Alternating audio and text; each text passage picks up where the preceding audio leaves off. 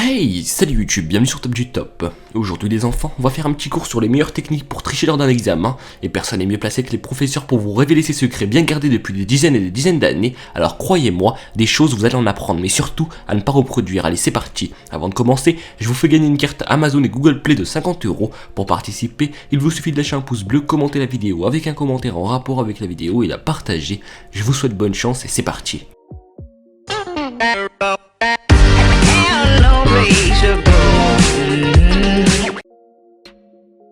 Numéro 1, la technique des collants. Dans une école, un professeur a un jour découvert que certaines de ses élèves écrivaient d'abord des anti-sèches sur leurs jambes nues, et qu'elles pouvaient ensuite voir ce qu'elles avaient écrit à travers leurs collants en les retirant pour voir en transparence à travers les mailles, sauf qu'il savait qu'il était coincé. En tant que prof, il ne pouvait pas courir le risque de demander à un enfant de retirer ses collants sans être sûr à 200% qu'il y avait bien une anti-sèche dessous. Alors honnêtement, c'est une très bonne technique de triche celle-là.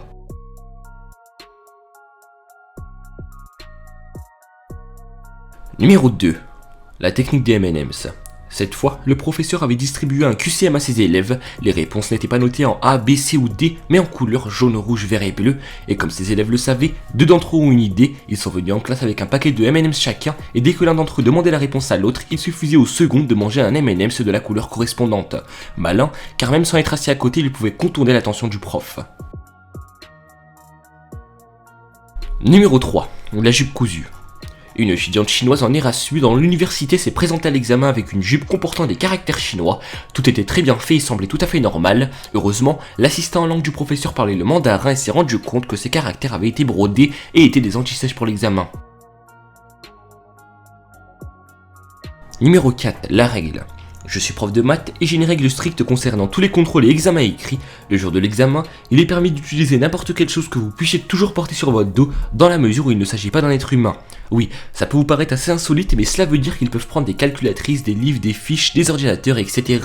Chaque année, les élèves me demandent pourquoi je spécifie toujours que les êtres humains sont interdits, et chaque année je dois leur expliquer que j'ai gardé cette règle en la mémoire d'un de mes anciens professeurs de maths qui avait instauré cette même règle dans la classe, jusqu'au jour où un idiot, si on peut dire ça comme ça, s'est pointé à l'examen en portant son colocataire sur ses épaules. Après une longue argumentation, le prof a finalement accepté qu'il fasse l'examen avec l'aide de son ami, à une condition, qu'il continue à le porter sur son dos.